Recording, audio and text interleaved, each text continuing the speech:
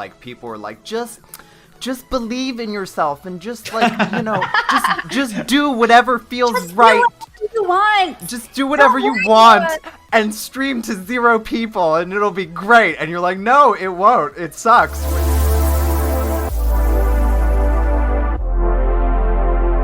Boom! Hello, everyone. All right. Make sure you unmute your mic, everyone. Hi, everybody. Welcome in. Just to give some brief introductions. In top left, we have TheDugNutt. Okay. Right above me, in top right, I'm gonna like give y'all like little slates, and then I'll let y'all talk. I promise. And then top right, we have GoWMan, GoWMan. We should shout everybody out. Hold on. Shout out TheDugNutt. Shout out GoWMan. In lower left, we have Nerdy Senpai. Shout out nerdy_senpai. There we go. And then there's me. I wanna like introduce everybody in terms of why I love them, because I love all of these streamers. So Chocolate, thank you very much for the panty raise, appreciate you. I haven't muted alerts yet because I want to say hi to everybody first, and then like, let everybody know what's going on. And then thank you so much, Chocolate. Okay, so Doug is a streamer who I found recently who is fascinating because thank you for that raid. Appreciate it.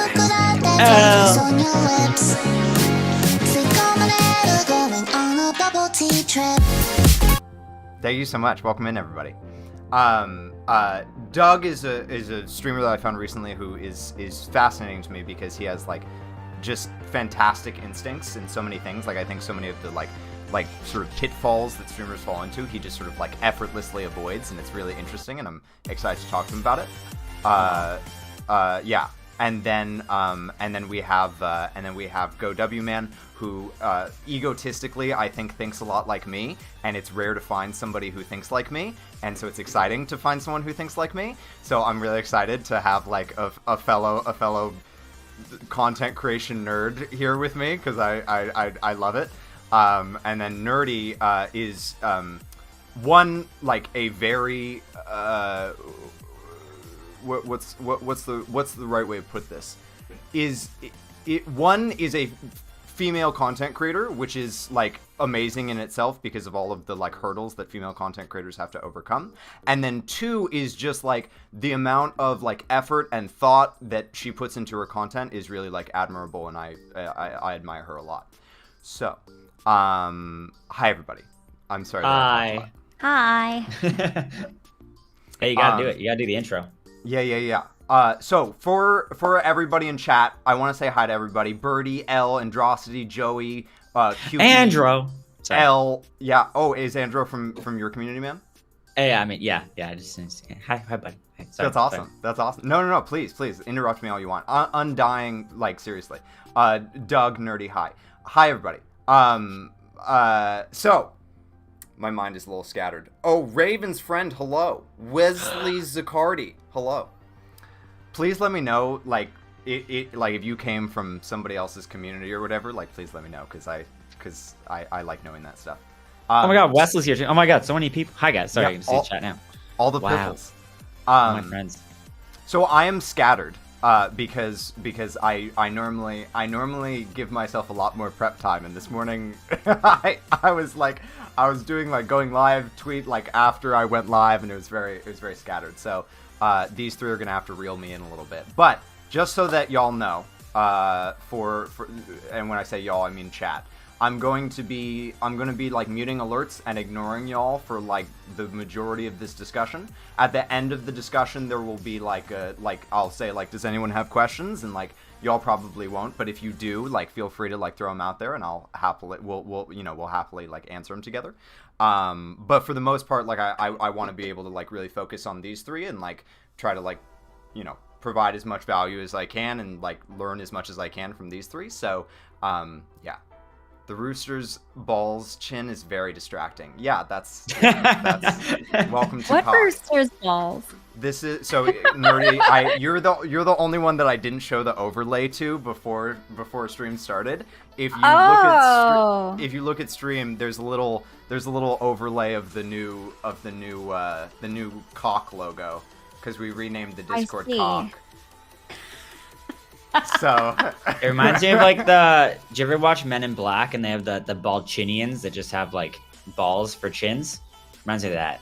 You know? Yeah, I can. It has a scrotum on its face. I don't know that reference, but I can totally see it. Yeah. It's probably for the better.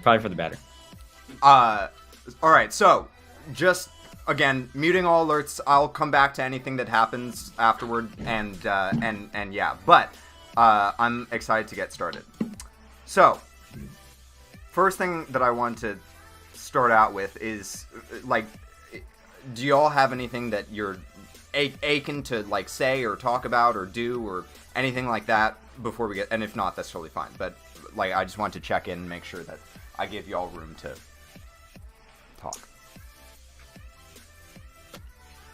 No, Cool. take it away, boss man. Yeah, I think you get the ball rolling, and then we'll take it in any direction that you know. Cool. We'll steer the ship. Cool. Okay. All right. So, first thing that's coming to mind is I kind of want to I don't know, challenge y'all a little bit I anticipate this question being difficult, and so I'm sort of excited about it. What would y'all say is like the strength of your stream? Like, what do you think that you're really good at when it comes to content creation? Winging it. Having no plan whatsoever and winging it. Tell me more about that, Nerdy. Oh, I just go live and see what's gonna happen. Cool. I don't plan. I plan somewhat, but I just go live and like let the river take me where it's gonna go, and then just go with the flow. It's really interesting because like my experience of you, Nerdy, is that you actually put a lot of effort into the content that you create, and a lot of like thought goes into it.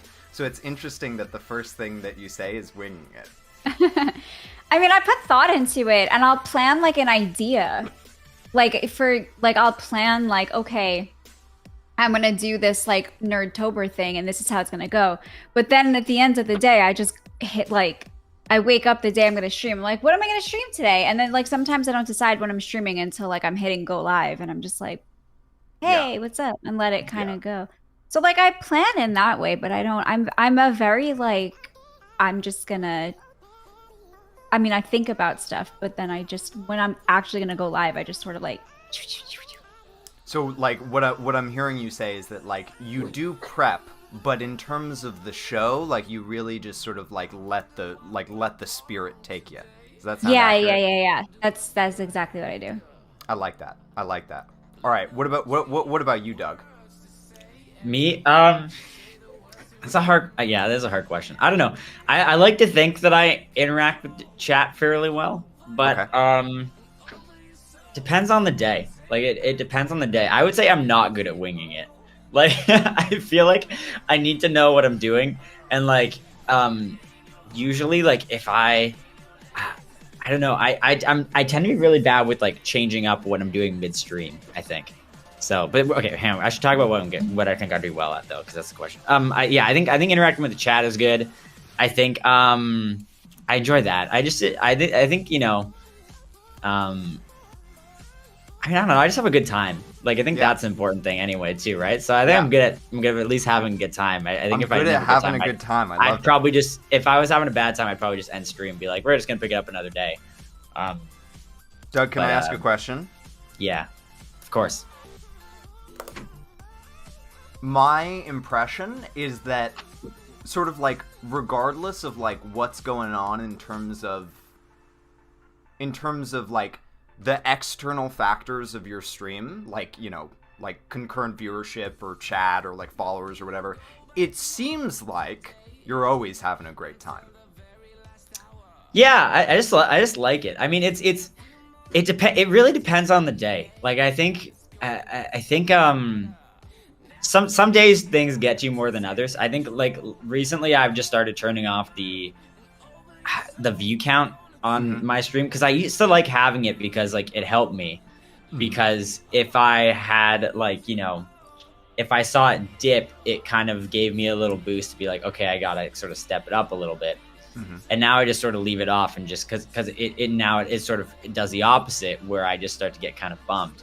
And not that matters, but like, but yeah, I just generally have a good time. I just like chatting with people and hanging out, right? I think it's like, I just think it's so wild that people just want to come and watch and hang out, like me, like with me, just while I play games or do other nonsense. So I just enjoy it. Like I just think it's all really strange, and I think Twitch just in general is strange to me. And here I am. Is. So I think I just find it exciting that people just want to show up and hang out. So yeah, it's hard to not be excited when you know have that going on. Totally. All right. And then GoWMan, what about you?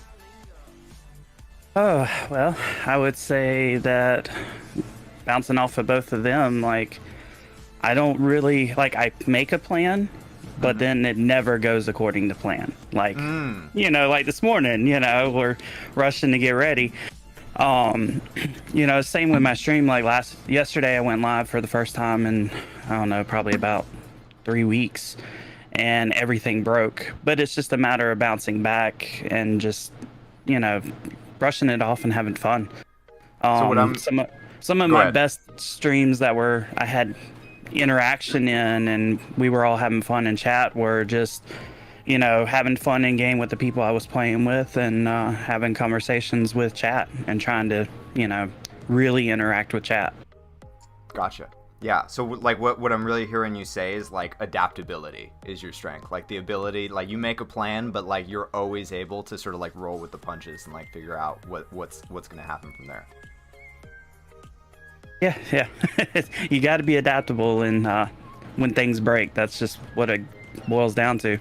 Totally. Yeah, and like tech issues are such sort of like an integral part of content creation, and yet I feel like they're one of the most like heartbreaking parts for content creators. Like when stream is just like crashing. It's just like, it just sucks. They suck. It kills my mood. Yeah, sometimes there's nothing you can do too. Like if your stream's lagging or the like you start to learn tricks to deal with it, but like especially when you're starting out and like you have like, you know, frame rate issues or something, or your audio is just sucks. It's just the worst part. Absolutely. Well, cool. Okay, so this is cool. So we have Nerdy with winging it. We have Doug with like chat interaction and having a good time, and then we have GoWMan with adaptability. Okay, so then the other end of that question is like what is like if you had to name like the top thing that you struggle with, what would you say? Are you gonna call on us, or should we just say what we want? Just say what you want. The only reason that I would call on people is if like, you know, if everyone is so hesitant to talk that I need to call on people, you know what I mean? Mm-hmm. Well, for me, I'm a variety streamer, so I'm constantly playing all different types of games, and it's a challenge to always find both I'm going to enjoy playing and I think people are going to enjoy watching. Because no matter how many times people say you should play a game that you really like and not care, the whole purpose for streaming for me is engaging with chat and like hanging out with people and entertaining them. So I want them to come to stream and like kind of be interested at least in somewhat of what I'm doing. And also like the game I'm playing is going to provide opportunities for content because I'm going to bounce off of it and like talk about it. So for me, it's like sometimes I'll have a game, like I'll have and I usually stream like 3 games. I do 3 days a week streams, so like every stream's a different game. Usually I like have to bounce back and forth. So sometimes I'll be playing like a really awesome game. Like I played a Resident Evil Village and it was like amazing and I liked it and chat liked it and it was great. And then once I beat the game and it's done, I'm like, okay, now there's a hole. I have to find a new game to add to my rotation. What do I find? And maybe there's not a game that's out at that time. And like I'm constantly thinking about it. So like for me, that's a toughie. Totally, yeah. And I'm really glad that you said that, because I do think that there is this, I don't know, like I think that I'm a firm believer that Twitch has like a toxic positivity problem where like people are like, just believe in yourself and just like, you know, just do whatever feels just right. Do whatever you want. Just do whatever you want and stream to 0 people and it'll be great. And you're like, no, it won't. It sucks when you're streaming to 0 people and you don't have anyone to talk with. So like, yeah, because what's interesting, Nerdy, is that what I'm really hearing you say is that the reason that finding the right game is important is because, like, engaging your audience is important. Like, you don't... I mean, to a certain extent, like, you want to be interested in the game that you're playing. And correct me, like, this, I'm just sort of echoing, so just correct me if I get something wrong. But, like... It's almost like obviously, like, I want to be engaged in the game that I'm playing, but that wouldn't be that hard. The hard part is, like, finding what's gonna engage my audience as well. Yeah. Like, I can't play... Well, I mean, I could, but I don't play it. Like, I tried playing The Witcher 3 once on stream, and I loved that game, and I was really into it. But because there were so many cutscenes... And all I do is talk to my chat. I'm like, okay, I'm talking over these cutscenes, but at the same time, like, should I be paying attention? Because now I have no idea what's going on in the game, but I don't want to bore chat by just watching cutscenes. So, like, I loved that game, and I think even chat was interested in the idea of the game, but streaming it just didn't work, so I had to ditch it. Some games you just can't stream. Like, some games are just like, depending on who you are, there's like so much going on that sometimes you just can't focus on it, and then you just have to like be like, all right, I guess this isn't happening because yeah. I dump games a lot. Well, not a lot, but like I'm not afraid to be like, we're not going back to this game if I feel like it's just not working. Yeah, totally. And also, go ahead. No, I was gonna say it's also interesting too with that whole picking games thing, because like I don't know about you guys, but like I'll tend to, because you know I'm still like a small streamer, I'll tend to try and pick games that I think are gonna bring new people into, and I think like it's interesting because like a lot, like some of the games I like I tend to gravitate to like small indie games and stuff as well. Like I really like those kind of games because I think they're really interesting, and usually the art's like beautiful and that. But a lot of the time too, like if I'm looking at a small indie game and it's come out a while ago, I actually won't play it on stream usually, because I'll look at Twitch and see like how many people are following it and how many live viewers that channel has, and I'll go, okay, like, do I really want to play this because I think my chat will like it, or do I want to play this because I think it'll like help, you know, grow the channel and grow the community? And if it doesn't really check either of those boxes, then I'll kind of skip over it and go to something else, because, like, yeah, I just think to like add on to what Nerdy was saying, like I think there is that aspect of it too, of like thinking of it in like a like sort of analytical growth side of things as well. Like when I look at it, there's like the 3 factors. There's, am I going to like it? Is chat going to like it? And then is this going to help the channel? Or is this just going to be something where I'm not going to enjoy and it's not going to do any of those things, you know? Yeah, I love the distinction that you made between like, you know, like, is this something that my current community is going to like versus like, is this something that is going to bring in new people? Because that's always like a balance that you have to strike as a content creator of like, how do I, you know, like make the people that are here happy, and then also how do I attract more people? And also sometimes there's like chat will be like, oh, I really want you to play this game, and that game is just not in your, you know, you just have no interest in it at all, and that's hard too, because then you're like, well, do I play it for the, you know, for chat, or do I just say no? It's just not really my thing, and I think you know, that can be tough too sometimes. Totally. Nerdy, one of the things that you had brought up was like your style of stream, like the fact that your style of stream is so much about like interacting with your chat, and so like games with long cutscenes, like while they might work for other streamers, like they're just not your style. And I think that that's a really cool a really cool observation as well, that like people need to like be aware of like sort of what style of content creator they are, and that affects, I mean, everything ultimately, but like that's going to affect like what games you can play and things like that. Mm-hmm. Yeah, that's cool. I also know like that people aren't coming to my streams for the gameplay because I'm not like a super talented gamer. I think they come to my streams to like laugh and engage with like me and the community. And it's not like, oh, let's watch her stream this because she knows how to, like, she really knows how to, like, do techniques with this game. It's more of like, haha, let's see what shenanigans we can get up to in this game today. So they don't want to really sit there and, like, watch these long cutscenes and be super, it's more of, like, the whole, like, thing and not, like, the game. I knew you weren't going to say this, Nerdy, but I was really hoping that you were going to say people aren't coming to my stream for the gameplay, they're coming for the plot. And that is not on brands for me, Tenty. That's something you would say. All right, GoWMan. What about you? Oh, well, let's see. I think for me it's hard to find consistency. I work a full-time job like you do, Tech, and some days you get home and you're just not, after a long day's work, you're like, I don't really know if I want to stream today. Yeah. So it's just a matter of, for me, making myself stream on the days that I've chosen and said, hey, to my community, I'm going to be here. These are the times that I'm going to stream.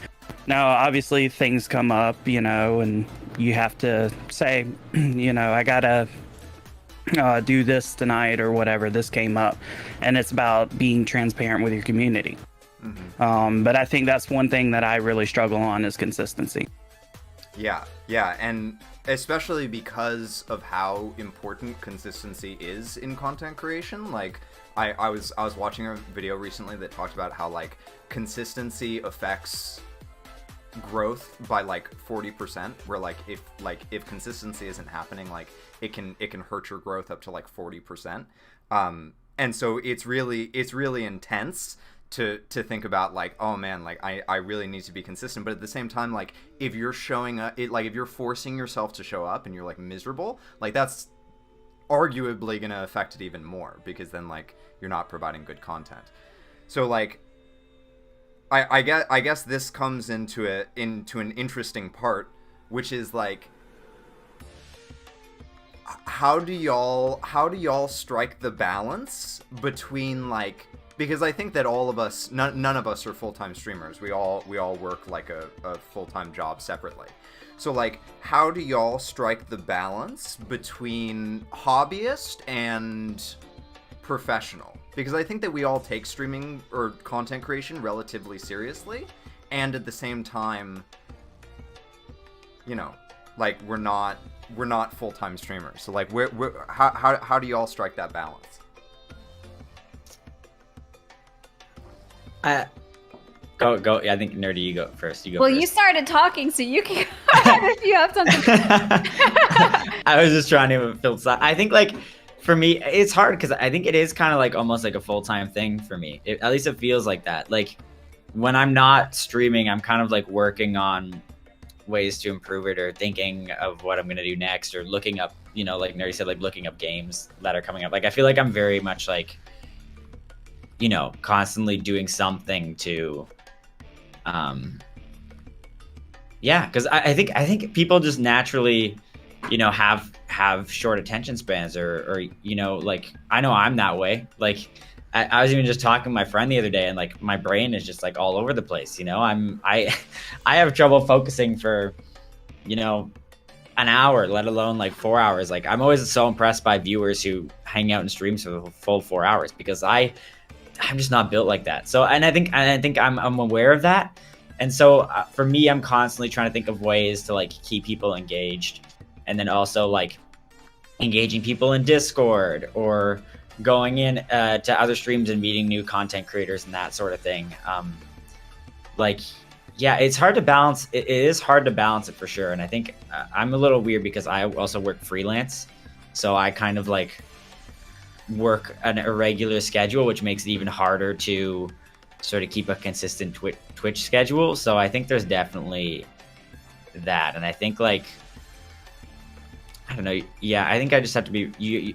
For me, it's I have to be realistic with myself and knowing what I can do, and then what is going to be too much. And I think that's sort of for me. Yeah. I don't know if that answered the question, but I think that it did. And one of the cool concepts that you brought up that I want to highlight is the like offline time invested, because I think that a lot of like in terms of I talk a lot about how like the Discord that I have that's all about content education is not just for content creators but for like content consumers as well. And I think that one of the things that is really important for everyone to understand is like how much time goes into creating content when, you know, like when the show isn't happening, so to speak, like all that time that you invest offline. Like for instance, Nerdy spends like hours every day before she streams getting herself like presentable, so to speak, and like it's like a commute. It's like a commute to work. Like it's this time investment that you're not getting paid for, but that you have to do in order to sort of like make your content what it is. Yeah. For me, when I first started streaming, I set my kind of 3 days a week that I was going to stream, and I told myself I'm going to be really consistent. And I have been. I've kind of never deviated from that. I don't like canceling streams because I think every streamer goes through this where you feel like if I cancel this one stream, everyone's going to forget about me and hate me and never come back come back again. Or take time off if you're worried about taking time off too, because then you lose that consistency as well. Like you lose your like momentum. I don't know. Even if it's one stream, like, oh my God, what if new people came in last stream and I canceled this time and they're like, this person doesn't stream, I'm leaving. But I got a little bit better with that because I sort of told myself I'm just going to be honest with my community and be like, listen, I have something to do today, or like I just can't stream, like I had a really long day at work or whatever. So I've gotten better at that. But for me, that's kind of one of the reasons why I'm very like I'm winging it, because I just don't have the mental capacity to spend that much time off of stream also thinking about stream, even though I kind of like I sort of do, but not in the way of like, because it does like every time I'm going to stream, it's like an hour and a half beforehand getting ready because I have to like put on all my lights and my whatever. I need to get dressed. I need to put makeup on. And people are like, Yuri, you don't have to wear makeup. Just stream how you are. And I'm like, but this is how I feel comfortable putting myself out there in the internet. So this is part of my streaming routine. Like I have to do this. And sometimes like I'm coming home on the weeknights, I'm coming home from work and I'm cooking dinner and I'm trying to eat it and then I'm trying to be presentable and then I'm trying to stream. So like I don't have like any downtime, and streaming is not downtime. Yes, it's a hobby and I love it, but it's requires a lot of energy. Totally. It's exhausting, yeah. Oh, it's so exhausting. Yeah. People think that but you just sit at your computer and play games and talk. No, you're constantly thinking about how you're presenting yourself. You're trying to engage with chat while also somehow playing a game, while also trying to be entertaining. And then if they're, trying to encourage lurkers to talk, like it's not just like you're filling every moment of silence because you want to entertain people. And by the end of a stream, I'm wiped, like I'm exhausted.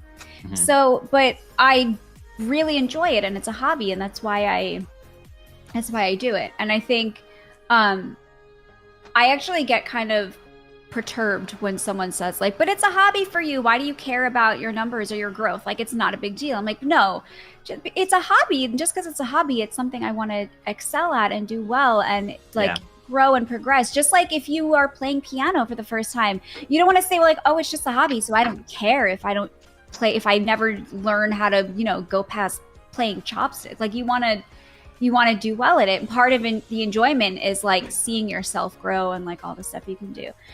So for me, I don't always, like sometimes I struggle with the balance, but I try really hard to just like the days that I stream are the days that I try to think about streaming, so that my off days are like, okay, I'm just focusing on work and other stuff or whatever.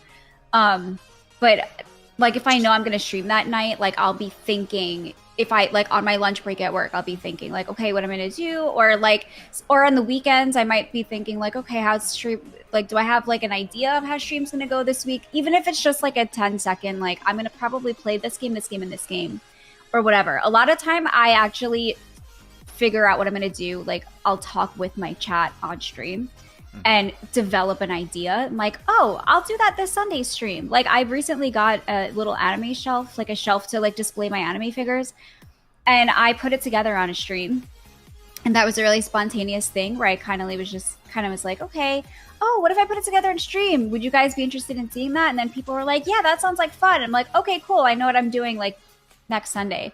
So I just kind of like fit it into, and there are days where I plan something where I have like an event or I'm trying to do something, especially around like the holidays, because I do like a lot of themed stuff where like maybe I'll spend like a half of my Saturday like setting things up and like, you know, like finding new alerts. But most of the time, and especially now that I've been streaming for longer, because now I did that stuff like last year, so I'll have stuff saved. So all I have to do is like enable my Halloween alerts or whatever, so that I try to like multitask and also get stuff done that I'm like thinking ahead. So I'm like, I can just do this stuff. I'm always looking for ways to save time because I love streaming, but I don't want all of my time outside of work to be streaming. Like I have a lot of hobbies. I also need a lot of downtime where I just like sit on my couch and like unwind after a day of work.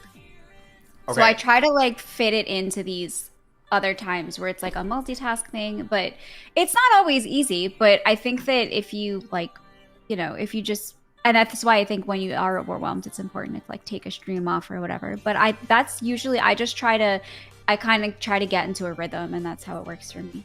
Yeah, there's so much in what you just said that I really like. The first thing that I want to say is that like I'm having some feelings because like this is just such like a beautiful, honest conversation about content creation, and I feel like you don't see this a lot. Like so much of the time, like either you're just seeing like people like poop and complain on streamer Twitter, which is like ridiculously toxic and depressing. It's so toxic and depressing. Or you're seeing like the like help streamer Reddit, which is just like, just follow your dreams and anything will happen. It's awful. And so like this is I'm having feelings because I feel like this is just a really powerful discussion where like we're talking about things that are like actually helpful, and also like the actual like struggles that come with streaming and things. And then Nerdy, the other thing that you talked about that I thought was really interesting, and it's actually one of the things that I wrote down that I wanted to talk specifically with you more about is sort of like recycling content, and that sort of like leads into diversifying. And so specifically the like thing that I had written down is like what you do on TikTok, because I don't get TikTok at all. So I get TikTok. I know. So I wanted to talk a little bit with everyone, just because I think it's such an important concept and one that is missed so regularly. And like let me just get on my soapbox for a second about recycling content. One of the big things that I struggled with when I first started out streaming is I was like, I gotta constantly come up with new content. Like I have to constantly be pushing out new stuff. I have to have like different stuff on every platform that I push out to.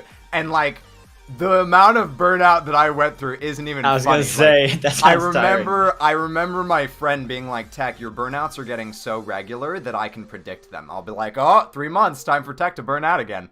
And so like when I discovered this idea, basically like the way that it was put to me is that like you are the only one who knows your content as well as you do. Like most people are not gonna see the like every single bit of your content. So if you take content and like recycle it and put it onto like other platforms or whatever, it's gonna feel like new content to like 90% of the people that you're putting it out to, or more.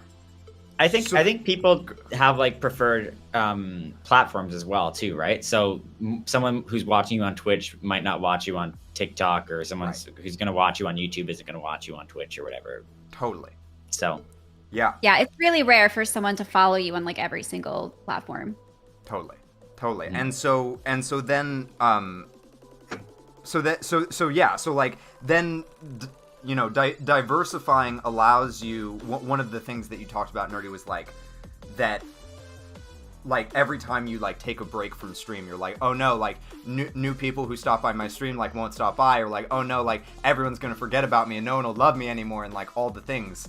And what I've always experienced diversifying allows me to feel is like all of those feelings, which I totally relate to, all of a sudden I'm like, oh no, like it's not a big deal if I like take a day off or like I take a vacation, because like all of my Instagram content is still discoverable, and like all of my YouTube content is like still discoverable, and like all my TikTok content is still discoverable.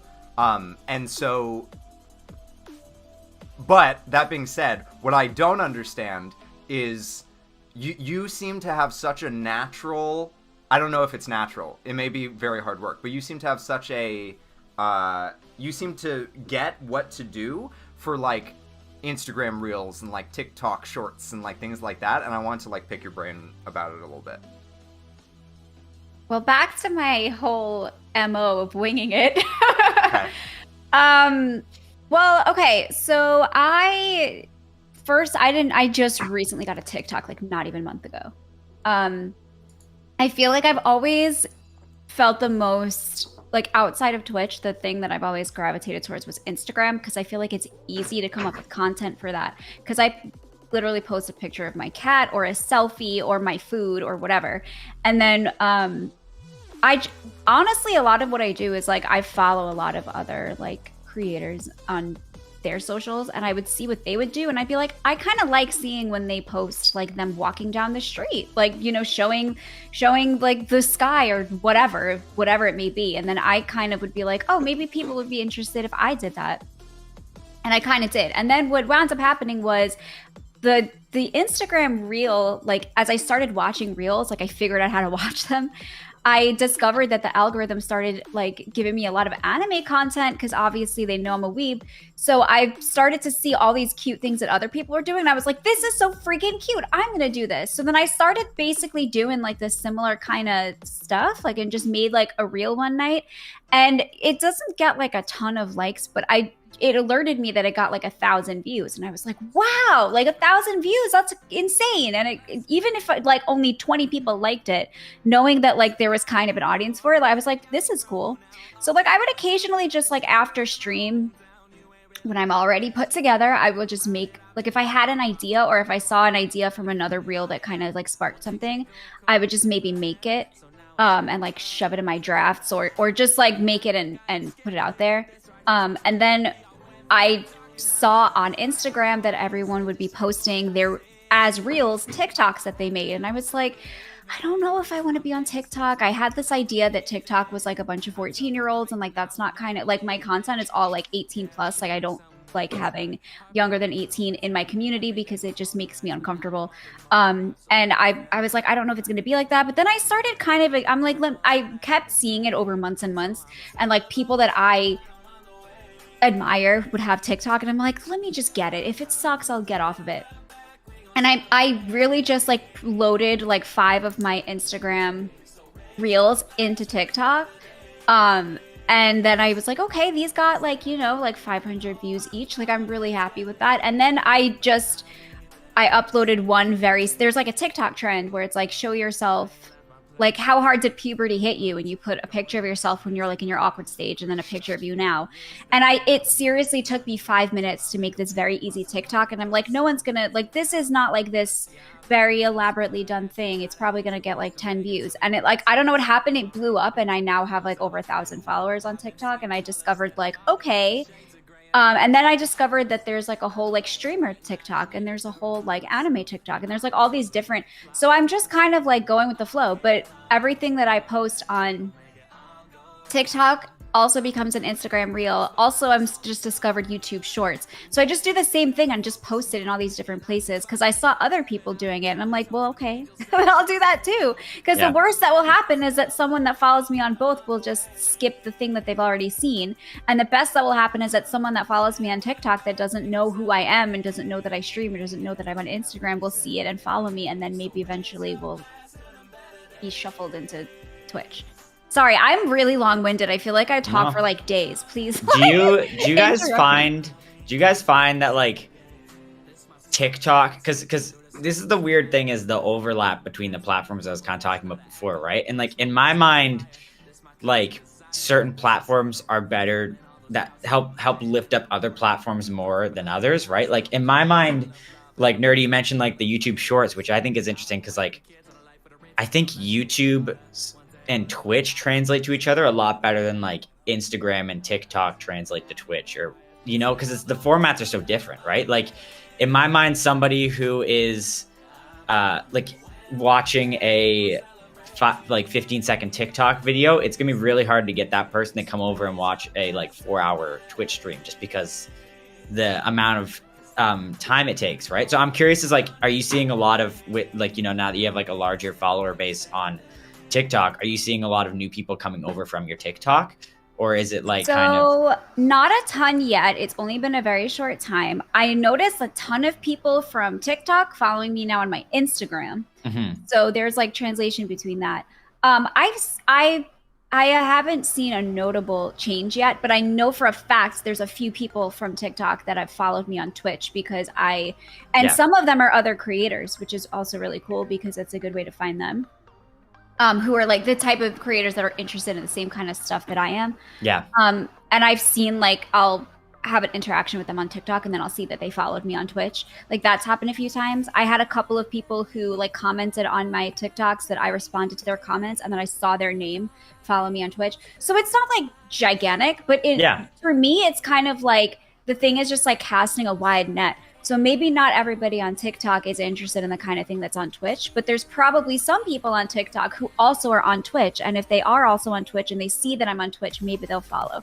100%. And I don't expect anything from it, but I'm like, I was already making the Instagram Reels, so I just added it to TikTok. Everyone, from my experience, like other people tend to say like YouTube is the best for like translating over into Twitch, then like TikTok, just because it's so popular right now, then like Instagram, then Twitter. Like I've seen a few people like kind of tier it that way. And for me, TikTok and Instagram Reels are so like, they're easy for me to make. They're fun because it's something that I enjoy because it's like just like engaging in my nerdy weeby side of just like doing this quick thing. And then I just share it everywhere in hopes that it will see. So, I mean, even if it just brings in 5 people over the course of, you know, a month, that's 5 people that I wouldn't have had otherwise. And I'm enjoying it and whatever. It's not adding really any more time because I was already kind of doing the thing. Yeah. And I think in my opinion too, like, I don't think one platform is better than the others in bringing over new people. Like, you know, I think that definitely the kind of like, what's the word I'm looking for? Like the way that people consume the content is specific to the, like, with the duration of whatever it is your platform you're on. But I think that like certain platforms have better discoverability than others. Like I think TikTok actually has the best discoverability out of like any of those platforms, and then probably like YouTube and then Twitch. And I don't use Instagram for like finding things, so I put Instagram at the bottom. But I don't like I'm really bad Twitch because has I don't really discoverability like factually, but like yeah, does it worse? Because okay, cool. All So those other platforms have algorithms, whereas TikTok or Twitch Instagram doesn't. Twitch is just the more views you have, the more discoverable you are. Twitch is so it's really terrible. Hard to like so I don't know, like, you know, and I'm really bad with I'm so bad. I spend so much time on my Twitch that I actually don't spend a lot of time on like any other platform, which is something I want to get better with. Because I was gonna say on what Nerdy was saying before, like with and I'm curious with GoW, because like you're super into like tech is with this content creation. So I'm curious what you have to say to this, but like for me, I spend a lot of my downtime is when I'm working on the stream, so that when I'm on the stream, I don't have to focus on it and I can just enjoy streaming, because I think like otherwise I'd be too caught up in like, like I spend all my off time preparing for the stream, so that when I'm streaming, I'm not thinking about it, and the stream is like the reward for all the work that I put in off, as opposed to like I don't know if that makes sense. Being like the rehearsal. Yeah, exactly. Or like it's like the work part. The work part is all the prep before the stream, and then the stream is actually just the reward and getting to hang out, and that's the sort of. So I rarely feel like the burnout of like, oh, I have to go live. It's like if the only time I ever worried about going live is if I actually didn't do any prep before the stream, and then I'm kind of like, oh, I really have no idea what I'm doing today, and then I just kind of wing it. But those are the streams that I feel the most self-conscious, is when I haven't done any prep, or don't really, like, if I come up with a game that I'm gonna play like 5 minutes before the stream, those are the ones that I'm the most worried about, is because like I didn't think about it as much, if that makes sense. So because I don't want to be thinking about it while I'm playing, I just want to be playing and having a good time. So yeah, go W. Mm-hmm.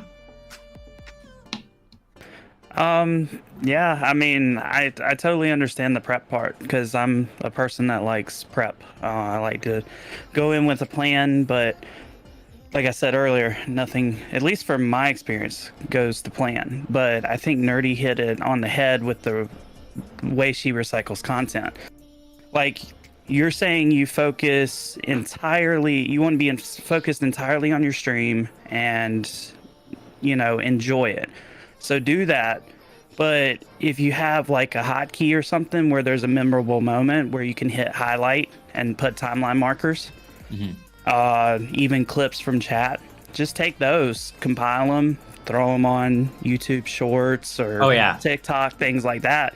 And then you're not having to spend your prep time doing, what Nerdy does, putting out all this stuff.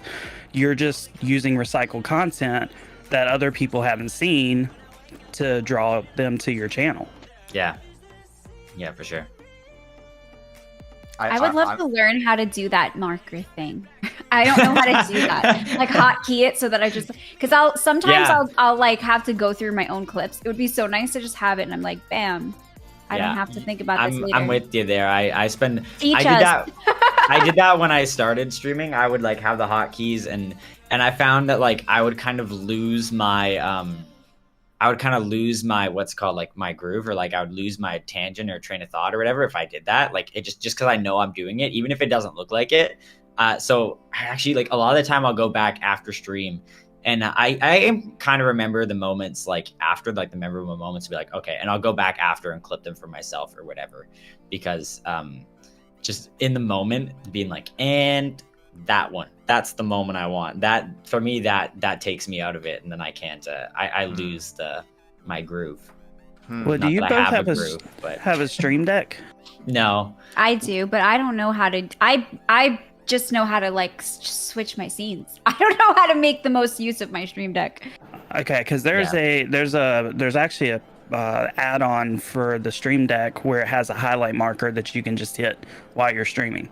Yeah, you can do that through the stream dashboard thing as well, or whatever. Yep. You can just add it as a widget. But I don't have a stream deck. I actually use the number pad on my keyboard, and then I just use those as so for my transitions, I just press those, and it's kind of like a stream deck anyway. Yeah, that works. Just many cool things, but. And when you push the button, does it highlight like the? Does it start a highlight, or does it like what does it do? I haven't really per se messed with it much, but I know it just I know it puts markers on your stream, so you can go back and just look and see where you've marked in stream. Yeah, so basically, Nerdy, what happens when you place a highlight marker is when you go back into you know how on your Twitch dashboard you can go to to make a highlight for I don't know why people do that. It's pointless. But anyway, you can go back to make a highlight. So when you go in there to the highlight editor, you'll see that there are these yellow lines throughout the clip, and those are just the little parts that you press that button for, that then you can go in and be like, oh, I marked this. I know exactly what you're talking about. Cool, yeah. I'm learning from you guys. Thank you. Yeah. Knowledge. I also just want to say like how cool it is that like I was able to just like shut up forever and like y'all just like took the conversation away. I was so excited. I was so excited. And I'm really glad that y'all are learning from each other. It makes me really, really happy. And I'm learning a lot too. I already have a full page of notes. One of the things that I was hearing Doug talk about that I thought was really interesting is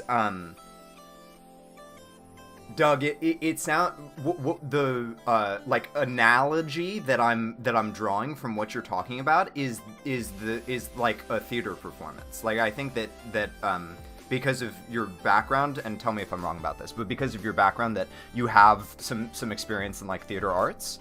Yeah. And what I'm really getting from what you're talking about is that like all of the like prep that you do before stream is like rehearsal for a show, and then like the show is just like where you forget about like all of the like, you know, all of the like prep work that you've done, you forget about all the lines that you have to remember, and you just sort of like live it, right? And you're just like in it. And even what you said about like pressing the highlight button marker thing, like taking you out of it. Again, like that sounds like a performance, like where like during a show, if you had to like stop and be like, oh, like this is a really good moment, like it would totally take you out of the performance. Yeah, I think like I'm really aware that that's what I'm doing. Like I think for me, it's I'm creating a, you know, I'm creating content. I'm creating something like, you know, I think for me particularly, like I'm trying to create something that that I would want to watch. Yeah. And so I'm already like, for me, I use music as a really big part of my stream.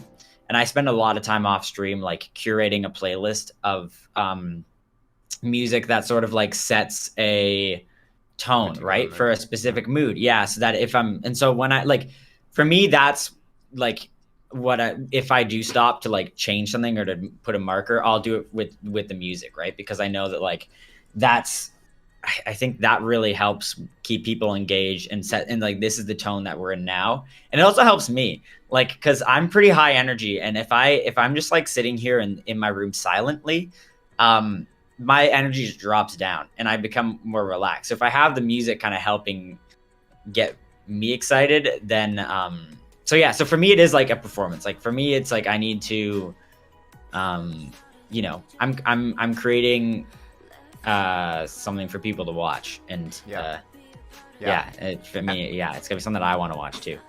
And one of the other things that you said that relates to that I think is really important is the fact that you go back and review your own tape.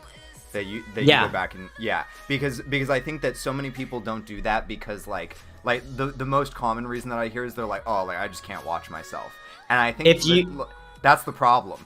If you can't watch yourself, no one else is going to want to watch you. I think that's like, that's my mindset is like, I go back and I do it a lot less than I did when I started, but I notice now, like I go back and watch my VODs and I enjoy watching my VODs. Like I was chatting with my friend the other night and I was just like, we were just sending each other clips and I was like, oh, and this clip and this clip.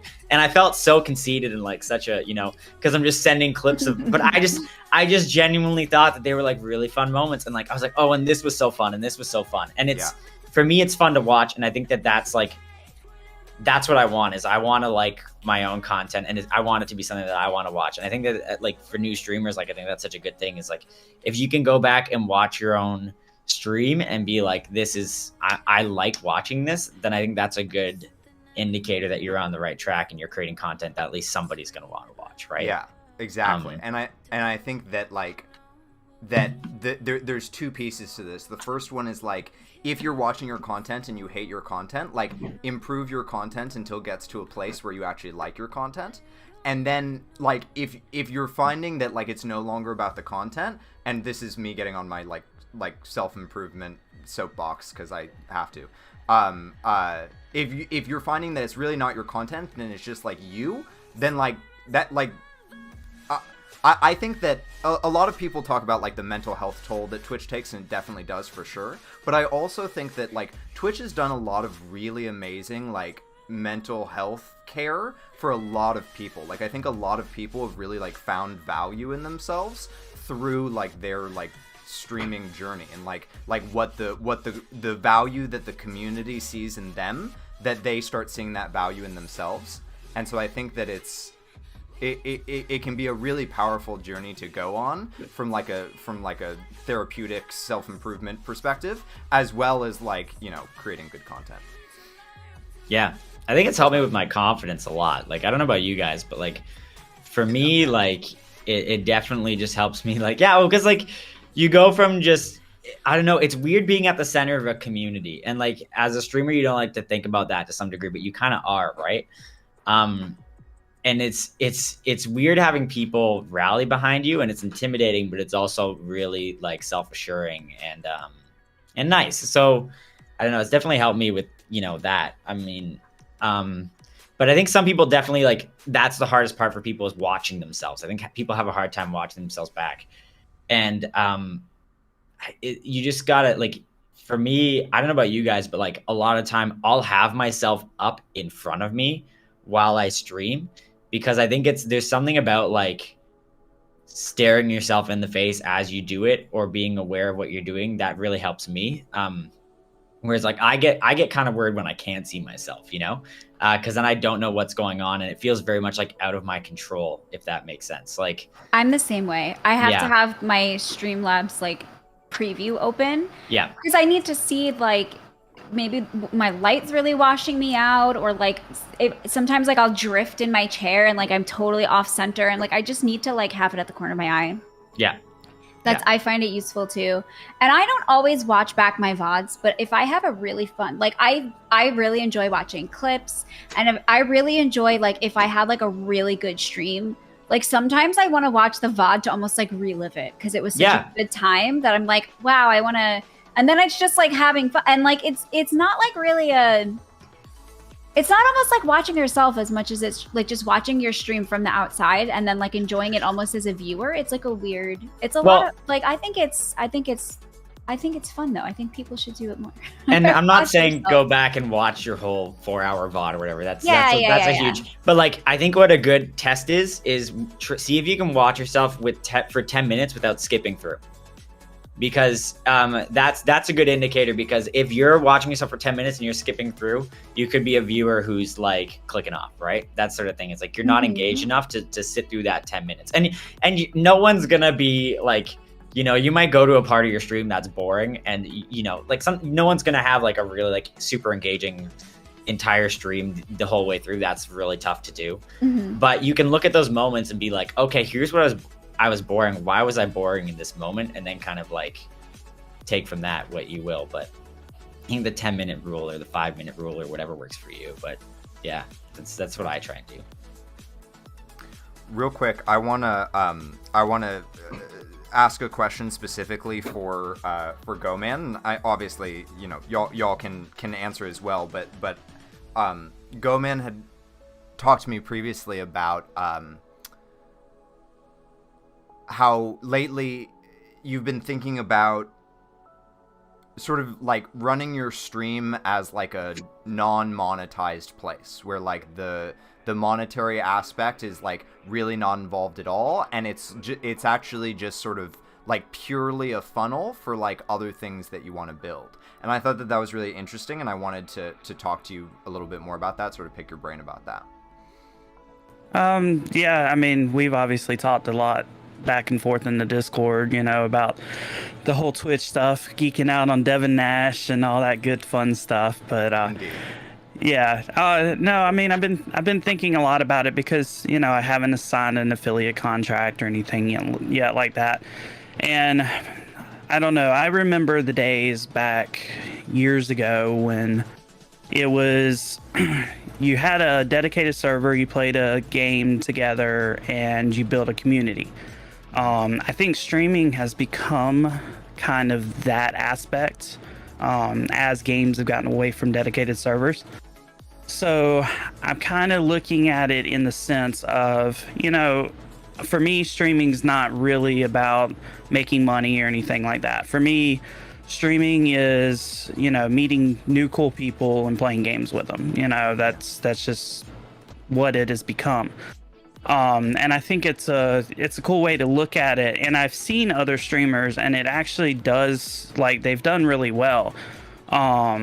There's some that I've seen in the D&D community and other communities where they didn't monetize their channels at all. It got to a point where they just played, they had fun, and eventually their community was built up to the point where their community forced them to sign up for an affiliate or a partner. And I'm like, that's kind of cool. That's a neat concept right there. Yeah. And what is it that attracts you about that concept? I mean, for me, I've always been a giving person. I always like to help people. I never like to charge people for anything. And I understand, there's a worth for your time and stuff. But for me, like, I just like being able to help people, and that's always what's made me happy.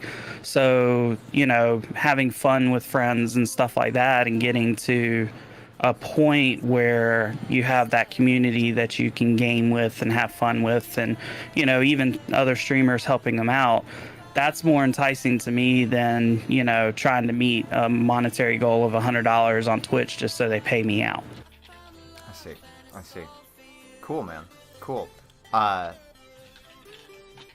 it's interesting to me, this idea of like your community sort of eventually, like, your community getting to this point where they're like, you have to monetize. Like, let us give you money. It's very, there's something about it that is, oh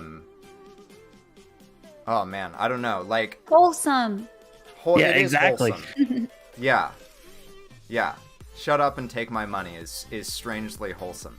Yeah, I've been thinking a lot about that concept ever since you talked to me about it, because I think that, like, what's really interesting to me about it is that it's not even like a charity stream. Like, there are streamers that purely stream for charity, right? Like T-Sparkle comes to mind as a streamer who, like, purely just the only money that he receives from his stream, it goes to what's the really famous gaming charity? What is it? Extra Life. Extra Life. Thank you. Yeah. Yes. And it's not even that. Like, it's no monetary aspect, because even charity is a monetary aspect ultimately. There's no monetary aspect whatsoever. It's purely community based. And then the other end of that is then, like, the advantage, like, building a community can arguably be as valuable as, if not more, as, like, reaching payout or whatever, because once you have, like, a community built, then, like, you can use sounds like a bad word, but, like, you can mobilize that community for things that are important to you. So, like, if you suddenly find a passion for, I don't know, YouTube or something, and, like, you want to be a big YouTuber, then you can, like, mobilize that community to, like, support you on YouTube and things like that. And so, yeah, I just think it's a cool idea. I don't know that I could do it. I don't know that I would be able to sort of, like, put in the time commitment without the like, monetary incentive. But if I could, I think it's a really interesting idea.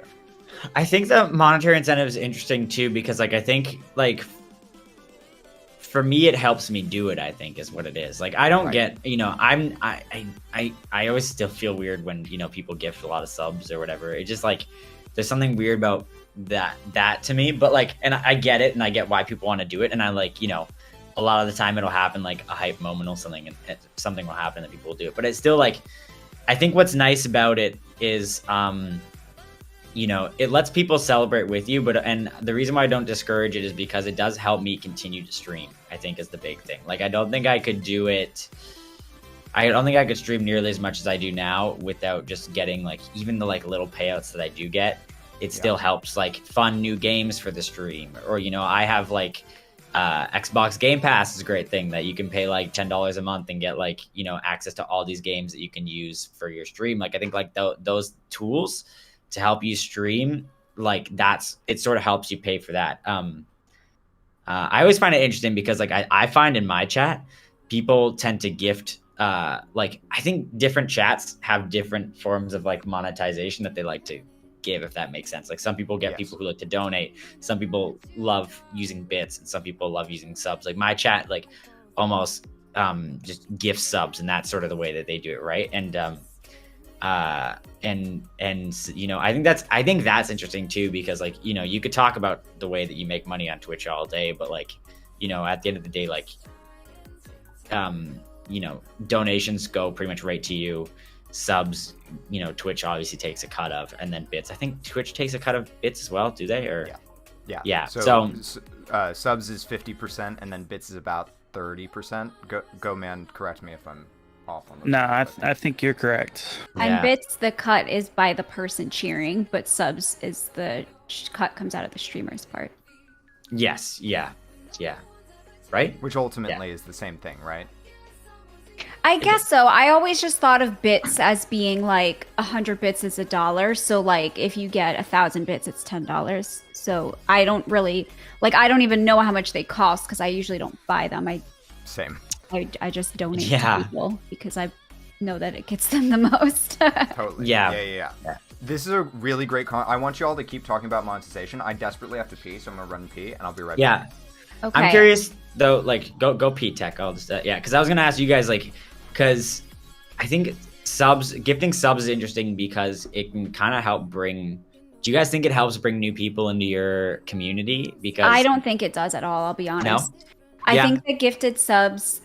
I think it's really, really rare for someone to get gifted a sub and then it make them want to stick around. I think you're right. I think that it's a nice concept, and I think it's really nice if someone's already in your community, because if they get gifted a sub, then maybe for that month they have your emotes and they're really excited about it, you know, or they can like access whatever kind of whatever subscriber perk you have, like a movie night or something, and that, you know, it's just going to make them happy that they have that for a month. I don't think that it ever makes people stay in a stream. I think if people get gifted a sub, I think if they were going to stay, they're going to stay anyway because they enjoy your content. And if they get gifted a sub, it's just kind of a bonus. Yeah. That's just personally my experience. I also think that because of how much I think of how much gifted sub, like the sub count will fluctuate from having gifted subs. Like if you have a month where someone like goes crazy and gifts like 50 subs and you're like, wow, look at my sub count. The next month it plummets and it doesn't really get back up to that. I think it just kind of shows that it's like, it also doesn't incentivize someone who is gifted a sub to. Like I think if someone was going to sub, them getting gifted a sub doesn't change whether or not they were going to. That's my experience. I think sub count isn't really a good reflection of how well you're actually doing, because I think typically from what I've noticed, like streams will usually have like 2 or 3 people who like love gifting subs and really support the stream and the community. And then like, you know, you'll have like maybe, you know, a couple other people who sub on a regular basis with their whatever. And it really depends on your viewership too, right? Like I think like my viewership tends to lean a bit like younger, like I think in the like 16 to 20 range usually is kind of where a lot of my viewers sit. And so like I actually don't get a lot of like Twitch primes because I think a lot of people in my stream don't have credit cards, right? So I think that's kind of interesting too, is like it depends on your the viewership and who your audience is rather. Yeah. I also set a lot of like incentives that will incentivize donations over, like I did a subathon once and I will probably never do it again. I never incentivize my chat to gift subs. However, I was gonna ask, do you guys have sub goals sometimes? Like, do you guys ever add sub goals? I have a general sub goal, like that I just kind of always leave up. And then, okay, so I totally lied. I do incentivize subscription, but I don't necessarily think I incentivize like gifted subs. Like I will sometimes like do a cooking stream if we hit our sub goal and stay there. For me, it's more about consistency. But I always focus on like, I'll always have a donation goal. And then if I'm ever doing like, for example, like, you know, if it's like Christmas time and like, you know, a lot of people will like put your name on an ornament on a tree, I will do like, if you either donate a certain amount or cheer bits. Like I never will be like, if you give 5 subs, you get it. Because I feel like, why would I incentivize someone? If someone wants to support me in my stream and they want to give me $25, why do they give 15, you know, like 10 to 15 of that to Twitch, and they can just give, you know, like I feel like usually they don't want to give it to Twitch if they're going to spend the money, and maybe they don't know, but so It's kind of interesting. No, I think that this is a really important topic. So I don't want you to like cut yourself off here, Nerdy, because I think that it's something that's really important that a lot of people don't think about is like there's a couple of different things here. The first is the cut that Twitch takes, right? And so like if you're incentivizing you know, tips, I think is probably like the biggest one. If you're incentivizing tips, like the 99% of that, like PayPal might take like a 1% cut, but 99% of that is going to the streamer. Whereas if you are incentivizing gifted subs, like 50% is going to Twitch. And so like paying attention as a content creator to what you are, if you're looking at monetization at all, what you are sort of like encouraging your audience to participate in, I think is really important. And then from a content consumer perspective, like paying attention to where your money is going and saying like, oh, like gifting subs, like 50% goes to Twitch. Maybe my $5 would be better spent on a tip. I think that's really important. Yeah. And I feel like I also kind of like I use different areas of like any financial support I get for stream for like different things. So for me, my donation goals are always things that like they're generally things that help me to improve my stream or are related. Like for example, I got my microphone because that was a donation goal that my community helped me with.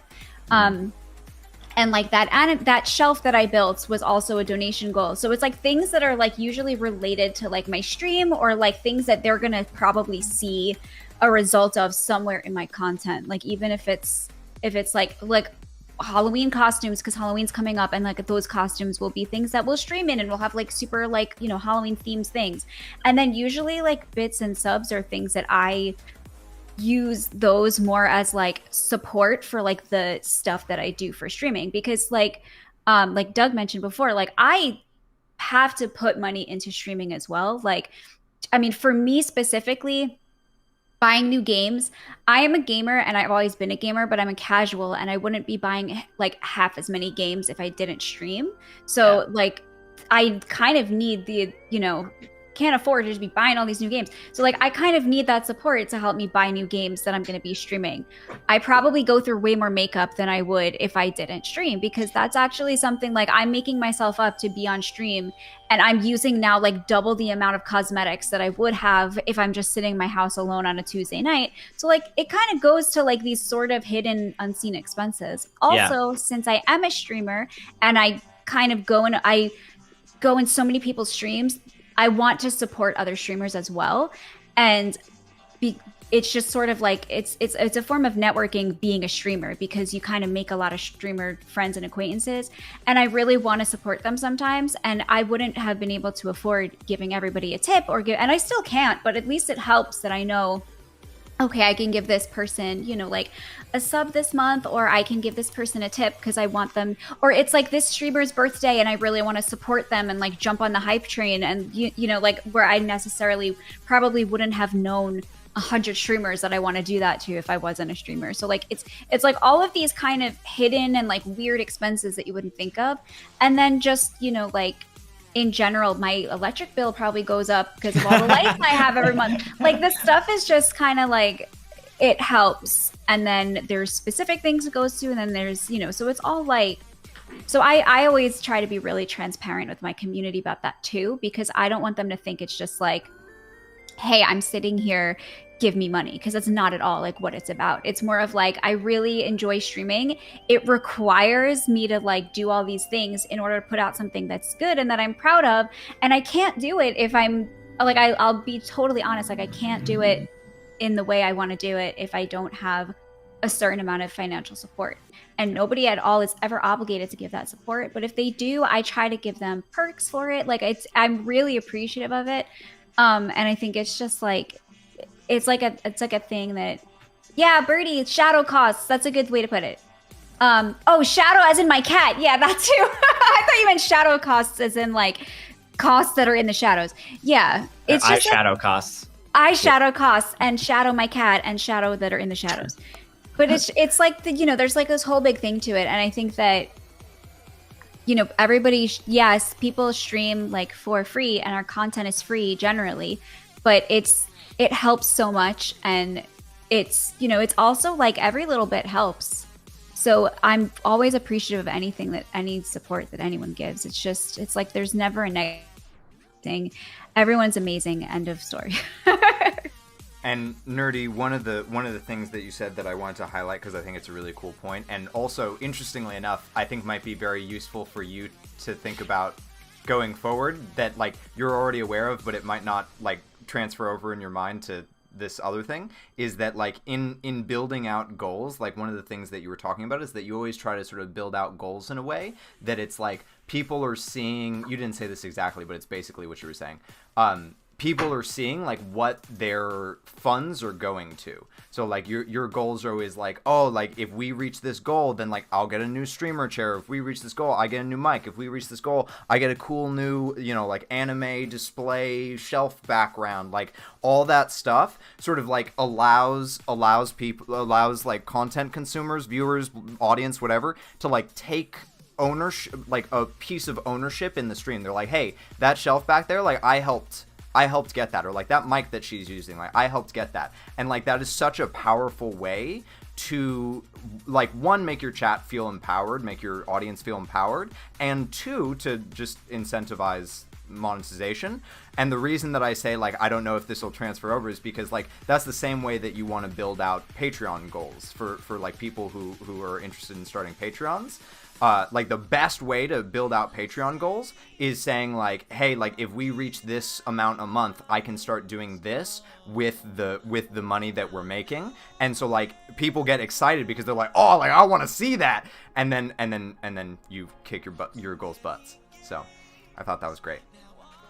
There are a couple of questions that I really want to ask, and we're getting close to the 2-hour mark. So I want to like leave time for the discussion of these questions and then questions that like people have. So, Doug, I have a question specifically for you, which is that ready.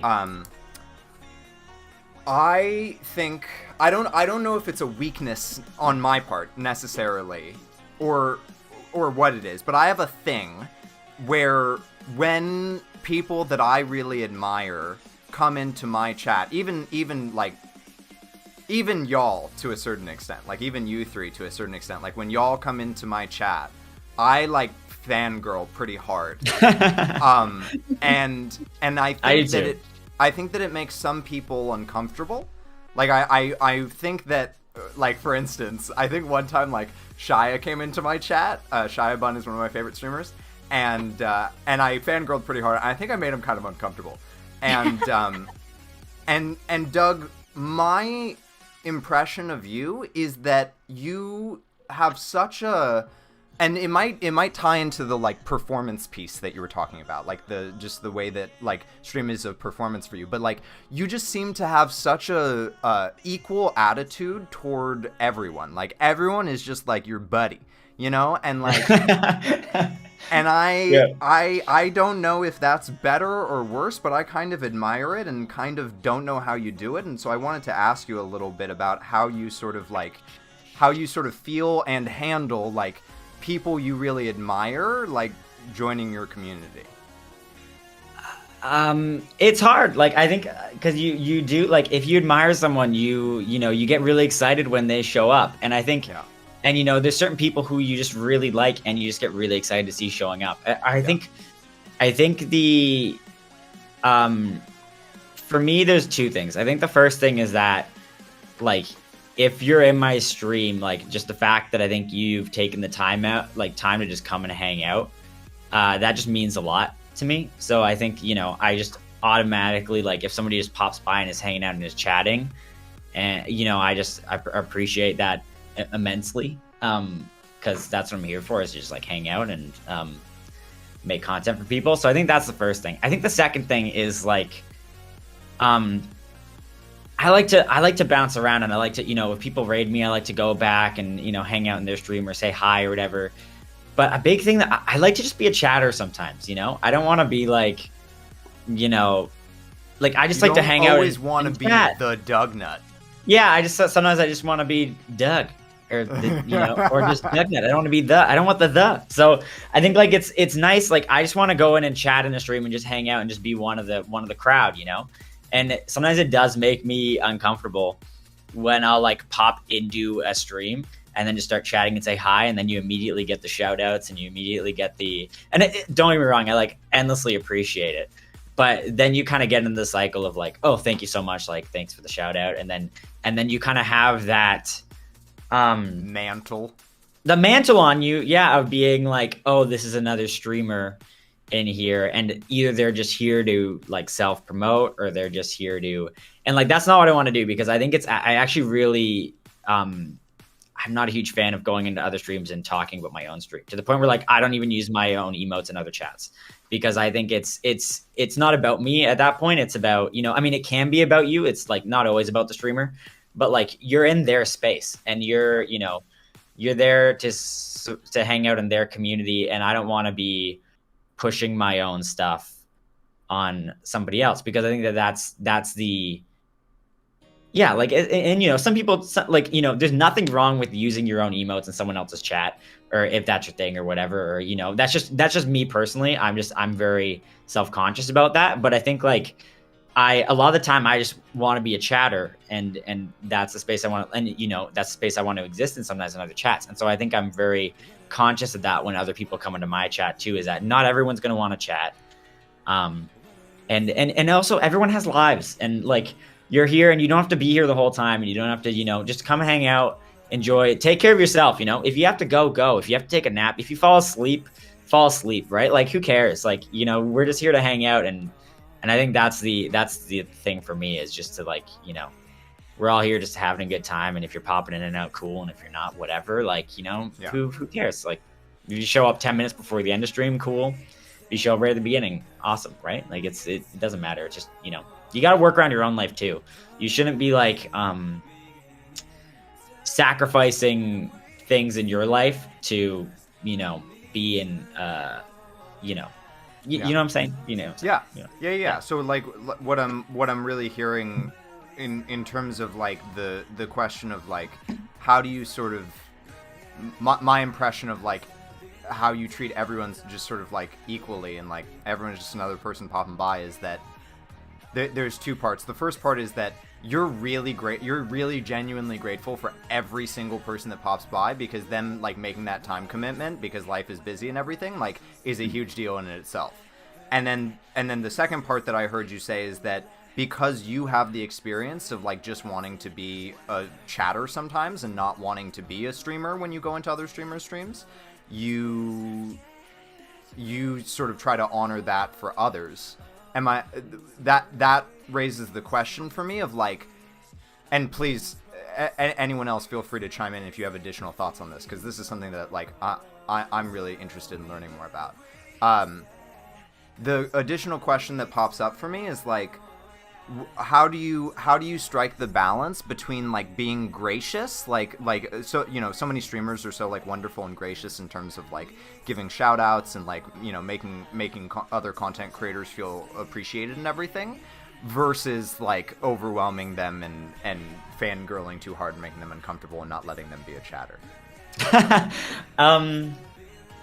I gauge their reactions. Yeah. If somebody comes into my chat and my mods shout them out, because I kind of like, first of all, if somebody comes into my chat who I know is a streamer and maybe they haven't been there for a while, I'll like let them chat a little first and then be like, can we also get a shout out for this person, rather than just like immediately being like, oh my God, like without even saying hi back to them.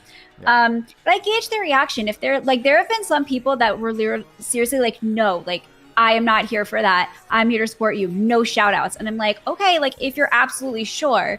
But usually it's rare. Like usually people are just like, thank you, and they just kind of move on. Or Right. but if I've gotten a reaction where it's like clear that they don't want that, then I'll be like, okay, like we won't shout you out. But I that's a rare thing that I find. And also if there's some, that come in a lot, I like my moderators will kind of learn that they're a person that's been shouted out in the past, and I give them free reign to like just shout out streamers that they know I support, when they have a moment. I try not to make it like every time this person walks into my chat, immediate shout out, because then they're going to probably feel like I'm singling them out or something, or they don't want to, maybe they just want to come hang out and they don't want to be like, hello, like here's me and we're going to have the 2 minutes of promotion or whatever. I forgot the rest of the question.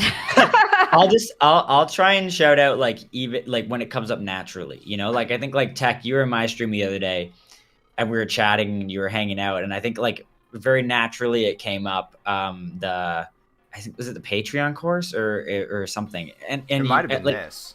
It might have been this. I think it was this actually, and then I just gave you a shout out because like it's and I know like you're not coming in to get the shout out, but it's a nice thing to do, and it brings people over, and it's like I'll promote this on my Discord when it's when it's happening. Like I've posted in the Discord that I was gonna be here and stuff, and like I think like that stuff is nice to do. But I think like overall too, like shout out, depending on who's doing the shout out when, that's the shout out's supposed to bring your followers over to the other place, right? Or get to follow. And like I think typically what I've noticed is like for some shout outs you'll only get like one person clicking on the shout out anyway or whatever, right? So to some degree that person is going to get more out of you actually shouting them out if you give them time to chat and get to know your community first and get like into the community before you shout them out, because that's the best way is to actually make friends with the people in the chat, and then like get the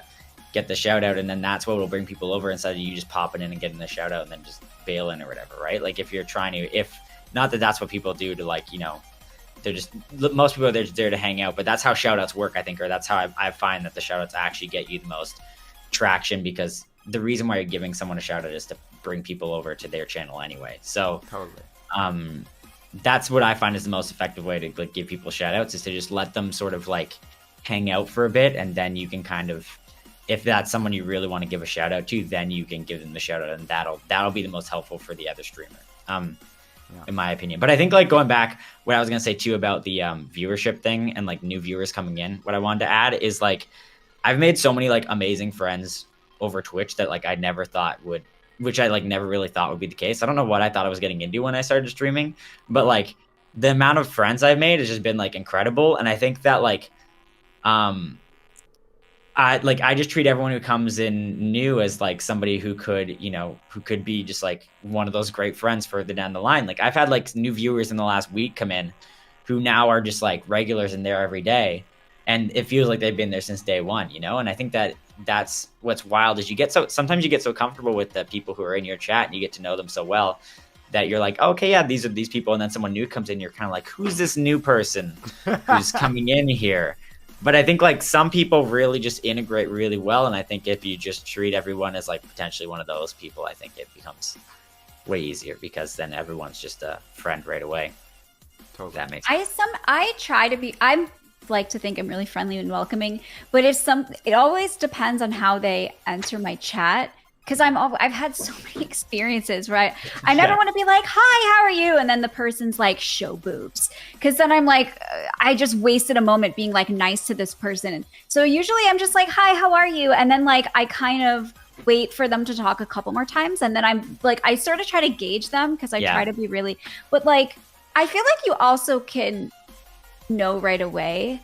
And like if someone's like genuine, or if they're just kind of like, or if, because I also don't want to make shy people feel like sometimes people are really shy, and I don't be like, hi, how are you? How did you find my stream? Like, what do you like? What do you like to game? Like how did you get here? Because then they're gonna be like, ugh, and like throwing leave. shade at me? You throwing shade at me, nerdy? No, because I do it too a lot of the time, even though because I'm like an extrovert and I want them to like talk to me, but Yeah. I think like I like what you said though, Doug, about like wanting to treat them like a friend, because that's like I want Yeah. people to feel like they're like basically like in my game room with me, just like hanging out and chatting. So I try really hard to do that, but I also feel like I'm too like wary of the internet to the like people. They need to give me a second to show me that they're not like a lunatic before I am just like.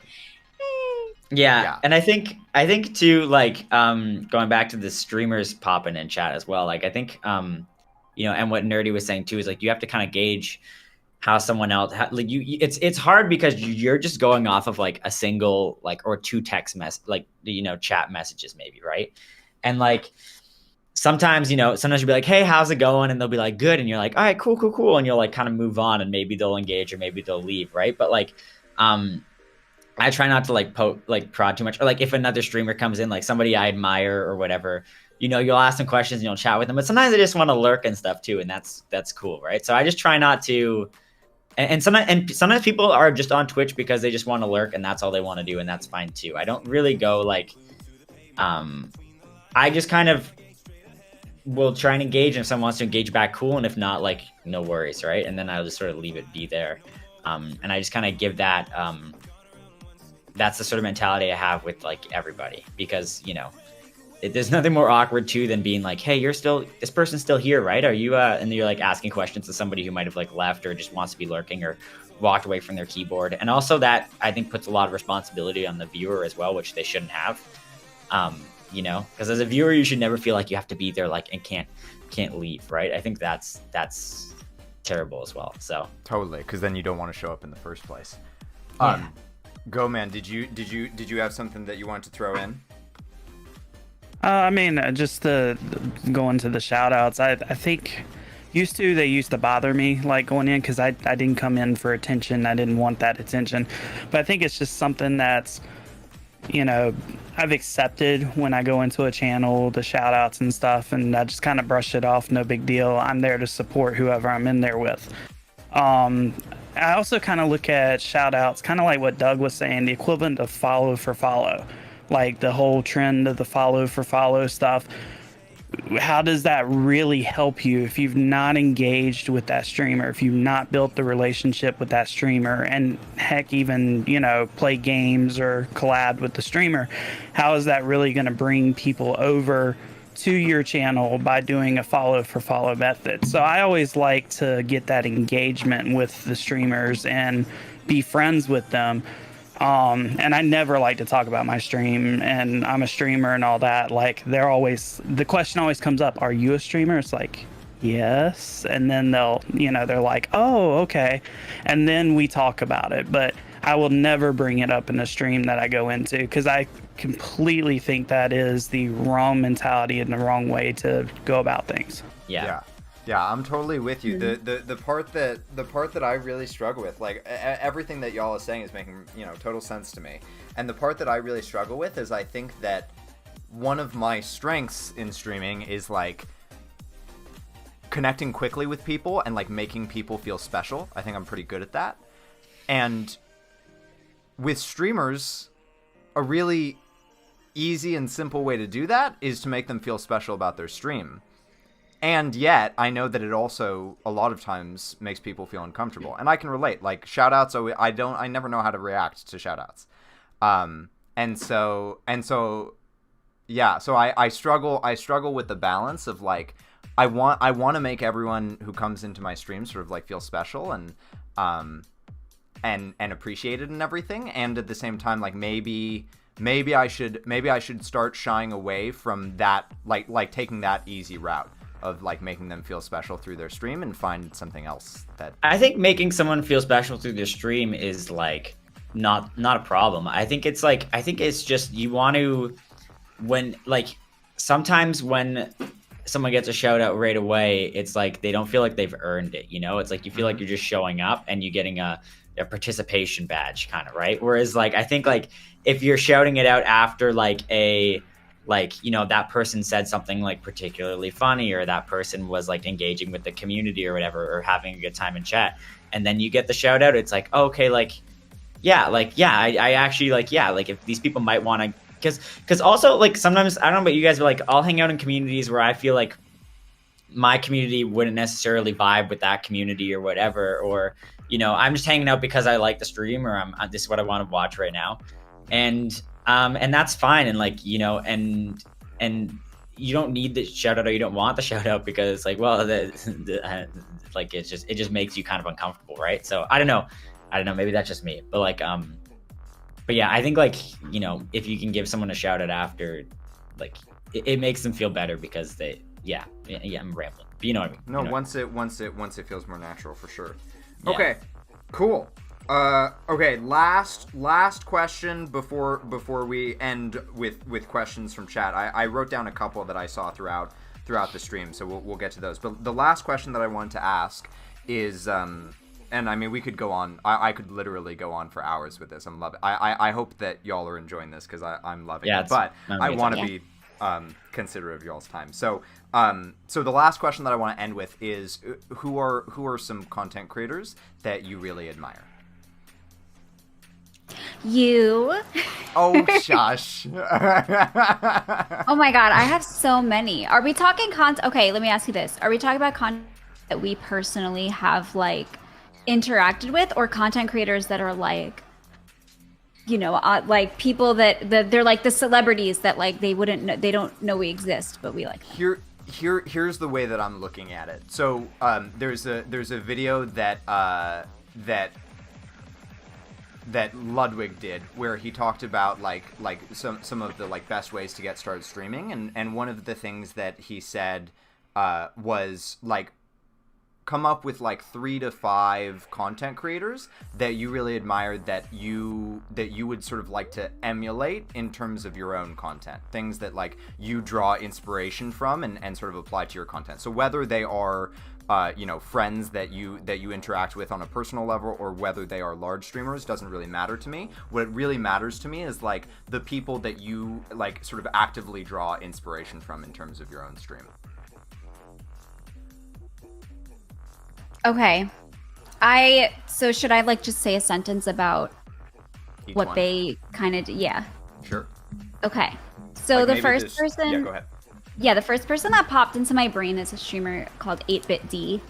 And she's actually, I discovered her on Twitter. But there's kind of, as you guys all know, there's this thing on Twitch where like somehow it's like a tiny world, and like you'll discover someone on some other platform, but they like know like half the other streamers, I think I really like 8BitD because she's very like real, and she's very honest. So she talks a lot about how like her thing is like she has lupus, and she talks a lot about like invisible illnesses. So she's a really like welcoming community where like she's always like telling people to talk about their like physical health, and like that's totally cool, and like she'll jive with that. But I also love how she's just like really welcoming and really kind of like quirky in like a lovely way. Mm-hmm. And I just enjoy her content all the time. Awesome. I have to mention my Twitch wife, Day Sky, because I feel like her and my streaming like bounces off each other. Like a big inspiration that I take from her is how she always puts her own, like, not that she puts herself first, but she puts her own like desire for how she wants her stream to be first. So like she's like, I'm not gonna worry if this is gonna get me views. I really want to like do this thing, and I'm if people want to hang out with me, then that's great, but I'm not gonna let anybody tell me like play a different game. Like, and I really like that, because I always worry too much, I think, about like maybe only like I will sometimes too much want to be a people pleaser and pick like things that, and then maybe not necessarily like what I think I'm going to enjoy. And I like that she's more like, if you do what you're enjoying, then it will be more natural and you'll enjoy it. And that's something I love about her. In terms of like gigantic streamers that like I, right to like the top most successful streamers that ever exist, I very recently started watching some of them, because I used to not watch any of them, because I'm like, well, I don't know, whatever, like they don't interact with their chat, why do I, because they're too big, it's not possible. That's what I like about watching streams. But I started randomly watching a few of them, and I'm like, wow, I can really see why they're so successful, and it's just because like how fun they are to watch. And I really, really like Valkyrae. And like, yeah, she's like the top female, probably like the top female streamer, but I I like her personality, and I like how she's just kind of like does her own thing and like is very wholesome and very like funny, and she's not afraid to like just kind of like she's not afraid to talk about like anything and just make it like a fun thing of it. And that's it. I picked 3. You said 3 to 5. Sure. Assignment yeah, sounds done. good. Sounds good. Okay. Next. I'll go. This is hard because there's so many like. I admire so many streamers, especially like small streamers too. Like starting out, you kind of watch the big ones, and those are the ones that you sort of get your general idea. But then as you move and become a streamer and you start going into smaller streams, you find that there's actually such a larger variety of ways to stream, and I think that that's really interesting. And there's just like so many that like there's everything that like there's so many streams that I just find really inspiring. Like I love your stream Tech. Like I think you do like such a great job at like talking about feelings and all that sort of thing, which I really admire because I think it's hard to be vulnerable on stream. And then I have like a lot of friends who have made through Twitch, like Andro, who's in chat, and Drosty1, and like Nick W and like Female Sparrow, who I just love like playing games with and hanging out, and I'll just go on their streams and just see what cool stuff they're doing. And each of them have like different things that they do that I just really admire. Bigger streamer, like there's the streamer Shotgoon, who just has all these like insane channel point redemptions that are just so fun that I really think is great. Apothic Decay, who you showed me, Becca, she's great, and her community is just like so amazing. I love that. Bigger streamers, like obviously I really just I love watching Ludwig. I think he does such a good job at like I said before, incorporating music, which I really try to do, and also creating like good hype moments that people can rally behind, because I think that's the thing that scares me the most with growth, is that it becomes harder and harder to read chat. And I think that once you get to that point, then it's less about like, it gets scary because then all of a sudden everything is on you, right? It becomes less about interaction and more about the content you're creating. And so I think that that's really important, is creating these big moments that people can rally behind. And then, there's just like a bunch of other ones. There's just a ton. There's just so many. But those are like, I get inspiration a lot more from small streamers these days than I do from the big ones, because I think it's more relatable for me. But yeah, that would be my answer, I think. Okay. I will say that I see a lot of Ludwig in you. So yeah, I mean, I think that's I didn't really watch a lot of Twitch when I started, and like I was more on YouTube, and I think that was like him and like some of that other like Nerdy mentioned like Valkyrie, like I knew like Disguised Toast and those people, so like that was kind of my intro to Twitch. So I think when I started on Twitch, that was sort of like what I leaned into a lot, and now it's sort of, I think, getting a bit more away from that, but it was definitely like my influences starting for sure. Makes a lot of sense why the instincts that you have because you started out on YouTube. That makes a lot of sense. Go W. Yeah. Yeah. Hit me. All right, so I think they both hit the nail on the head with like there's a lot of different like content creators that you can take inspiration from. That's for sure. Yeah. I think you do a great job, like Doug said, with this stream and what you do and the educational side. It's not a shout out though. Not a shout out. Don't. Yeah. Don't feel embarrassed. But one of the streamers that I like to watch and take inspiration from, Pyro and Moon, both know him, Dino Oblivion. He does cool things, like he has a lot of cool interactions with his chat, plays games with his chat, and like we were talking about earlier before everybody got here, on Saturday nights he does what he calls party night and plays games with his whole community all through the night, and sometimes it goes for like 24 hours. Jeez. Which is crazy to me, but I'll go to bed and I get up and he's still streaming. But on the big streamer front, I think two of my big streamer like inspirations would have to be probably Code Miko, just because of the creative tech side of things. Unbelievable. How she's always innovating cool stuff.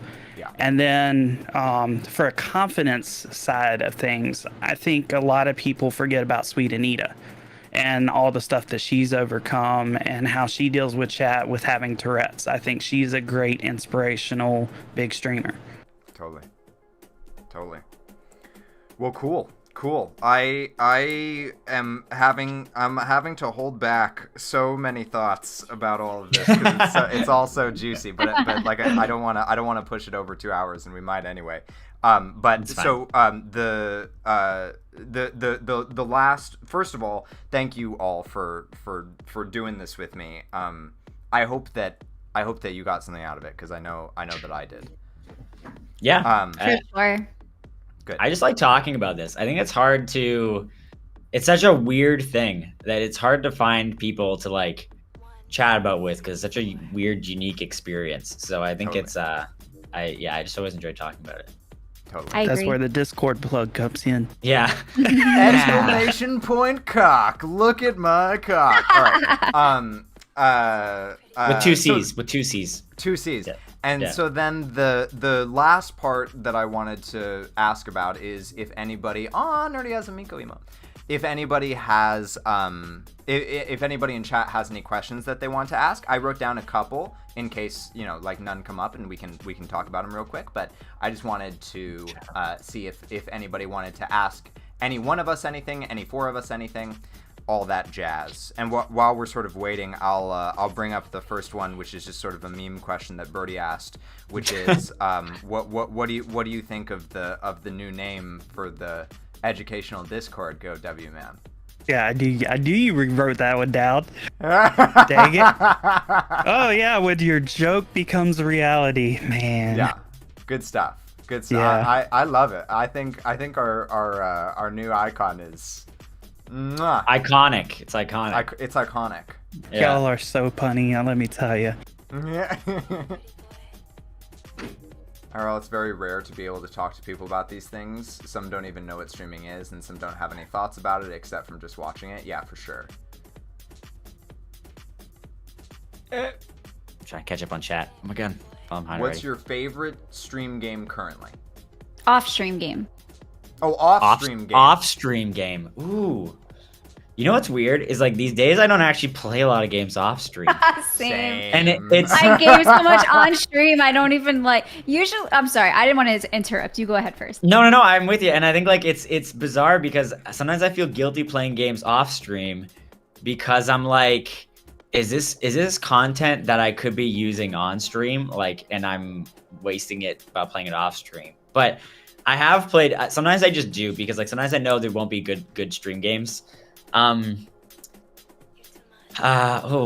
gotta think about the off-stream game thing though. So somebody else answer, then I'll come back. Okay, So I gotta think about it. I'll answer in the meantime because my off-stream games are the games that I find are grindy or that I don't know that my like. There's certain games like so. For example, I play Story of Seasons, which is like a Harvest Moon game on my Switch, and that's a type of game that I want to play like on my handheld Switch, like on my couch. I want to just relax. It's very kind of like mindless, and it's sort of like a repetitive, like grindy thing, and it's like a thing that I like to do kind of on my own because I don't want to like talk. I just want to like focus really into the game. And also sometimes The Sims, which I haven't played recently off stream, but I sometimes take like 6 years to just like build like one room in The Sims, and I don't want to like feel rushed or trying to do that like on stream. So sometimes like I have streamed Sims in the past, and I've reminded myself like don't do a character creation of The Sims on stream because it's like 3 hours of me just like making a sim. And I love doing that off stream, but I don't want to bore people to tears. But for me, it's kind of more those like cozy games that are very like sort of like grindy, take a really long time to do things, and I like to just like immerse myself in them completely. Yeah, Totally. I've talked to Pyro about this actually. Now that I think about it, I love what's it, Planet Coaster, which is like a theme park sim, kind of like Roller Coaster Tycoon, but it's very like you can kind of do so many things in it, and I've spent just like hours and hours just making theme parks and stuff. But I think it's I again, it's haven't like played the that in Sims. forever. It's like it's like The Sims though, where like you can like spend like so much time customizing, and I just don't think it would be. I've played it once on stream and it was fun because we made like a stream theme park, but we didn't go really in depth with it. But like in my free time, I'll do that. And I also like puzzle games. I'll play a lot of puzzle games in my free time, but sometimes playing those on stream stresses me out because if you get stuck, you're like, it just grinds everything to a halt. So, so I'll do that off stream too. GoWMan.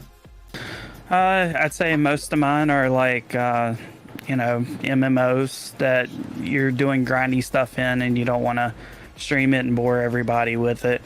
Or, for me lately, a lot of it's basically getting in alpha games or beta games that are under NDA, so I can't necessarily stream them. Cool. So I'll tend to do a lot of different alphas or betas, checking out games and stuff, and doing that off stream. But if I'm just regularly playing games, it would be the MMOs. I try to make it where I'm planning on doing something fun in the game to stream it, and if I'm just planning on grinding to get that mount or whatever, then I do that off stream. GoWMan, I think I'm very curious to see where you go, because I think that you're going in a very different direction, and I'm really excited about it. I think it's really interesting. Just like the way that you sort of like go about everything just seems like I don't know what you're gonna end up doing, but I think it's gonna be behind the scenes, and two, I'm excited for whatever it is. That's just the impression that I get, and I'm excited to see it.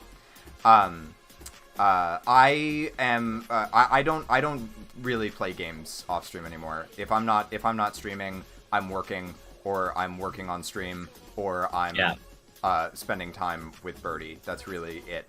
But that being said, I still do enjoy some like classic Hearthstone. Hearthstone has a mode now where you can play like classic mode. You don't have to play with any of the stupid new cards that I hate. You can just play like the original cards that came out when Hearthstone was first released, and I will play that. I love it.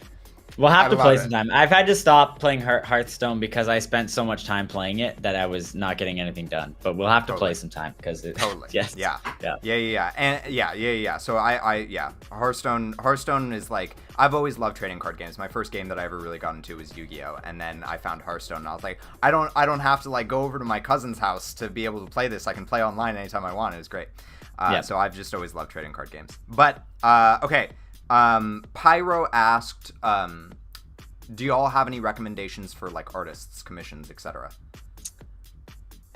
The artist I would have recommends is Busy from Now Until Oblivion, but I'm going to shout her out anyway. I know. Eyes of Ashes is incredible, and if you can wait until she catches up with her stuff, which will probably be a very long time from now, she's done like all my entire stream is like all her. My badges, my emotes, she's so good. But she's busy from now until forever, but she still deserves the love. Yeah. All right. Anybody else have some artist recommendations? I have some thoughts. I am. Let's see here. You go first. Doug. I was gonna say. Shout out Doug for commissions. Oh, I know. I can't. I do. Yeah, I was gonna say I don't really commission stuff because I have like a bit of an art background, so I've done all my emotes and art stuff, and also I just sometimes my community will make our emotes, but I just don't have time to do commissions. But I really love I don't know if she does commissions, but my friend Female Sparrow's a great artist, and then also I know Panda Bunny over in Apothec Decay's community has done a lot of art, and I think they take commissions, and their art is really good too. So I'm guessing all those those are names. Yeah, so those would be the ones that I would reach out to because they're both great as well. So super nice people. So awesome. And then GoWMan. I mean, I don't specifically have anybody. I know Pyro does art and Moon does art. But I will say this, with what's been going on the last month in the D&D community and everything that's happened there are a lot of artists in that community that are looking for work. So if you're looking for anybody commissioned, I would definitely reach out to them because a lot of them got displaced from their jobs for all the stuff that was going on. Yeah, totally. Elle mentioned Skelly Pops. Skelly Pops has done the emotes for a few people in our community. Trash and Cupie are the two that are coming to mind. I'm gonna just spam their emotes in chat real quick. These are some of Skelly Pops emotes. They have a really heckin' cute style. And then the other thing that I would say is if you are like just getting started out and you want to get some art done, but like you haven't made a whole lot of money off of streaming yet, one place that I would recommend to look for like cheap work that is really quality is Fiverr. It's fiverr.com. If you go on there, they have like a whole like Twitch section where you can like find artists and get work done for a lot cheaper than you would normally be able to. And then once you start making some money off of streaming, then like you can find an artist that you really like and commission them. But typically like the ones that you find on Twitter and things like that are going to be a little bit more expensive. And Fiverr you can get some really good cheap stuff. So that's a recommendation that I would have. I don't know what Or this question... also, if I Go can ahead. interject quickly, Go. you can find, if you're just trying to get emotes as like a placeholder, you can find like pre-made emotes on like Etsy for cheaper. So if it doesn't bother you that they're not like exclusive to your chat, you can just like get a whole set of pre-made emotes that a lot of artists put on there, and then like later on if you wanted to get replace them. That's really cool. Yeah, because I know that Twitch has like the template emotes that you can like change colors for and stuff, and I always thought that was cool. But that's even a little bit more unique of like buying pre-made emotes that are going to be a lot cheaper, but that will have a placeholder while you're getting started. That's really cool. Yeah. And then Elle, I don't know, or sorry, Doug, I don't know what this question means, but Elle said, "Where's Lightman?"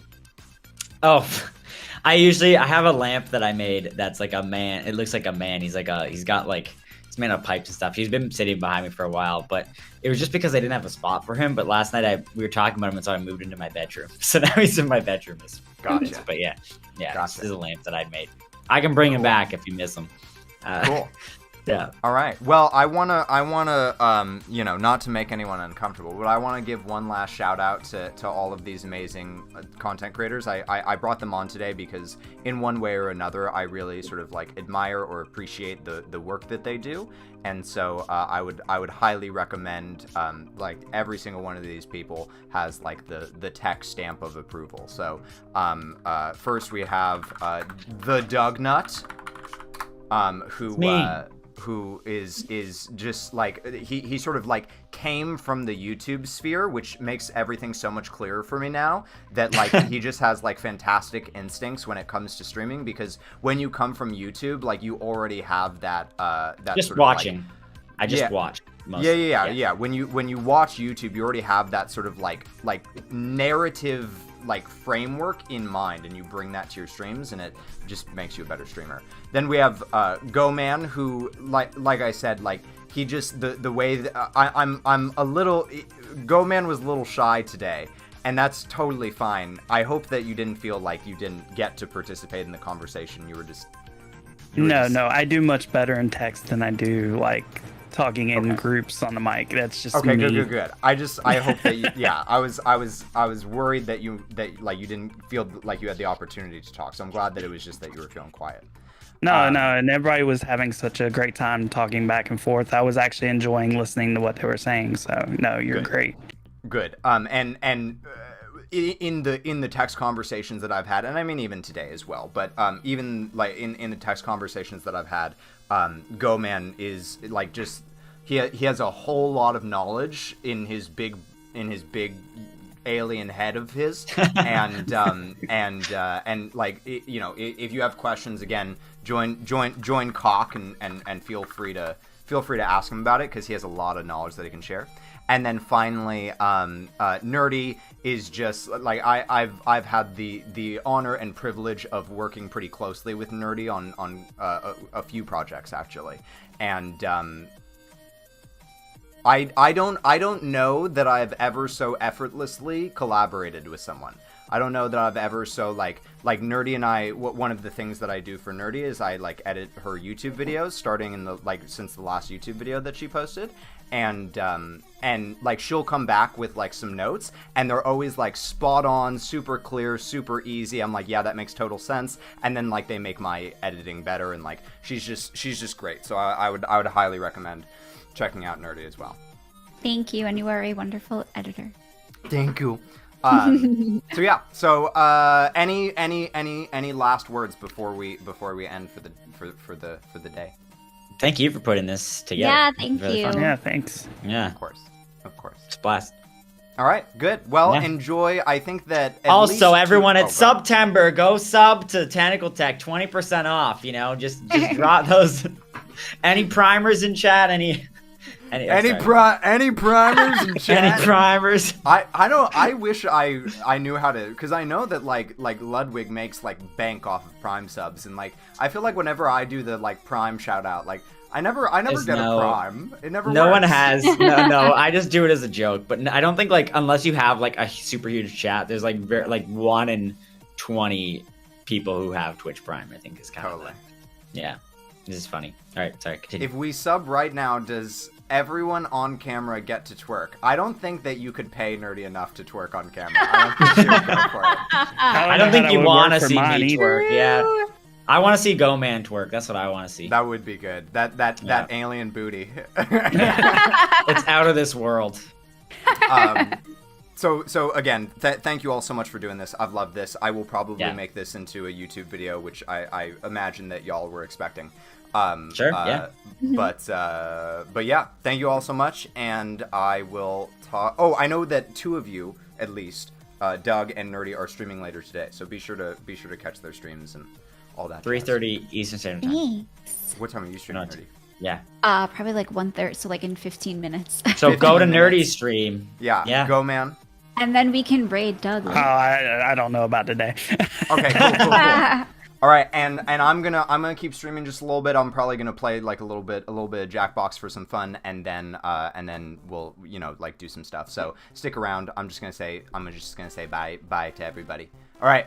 Bye. Farewell. Bye.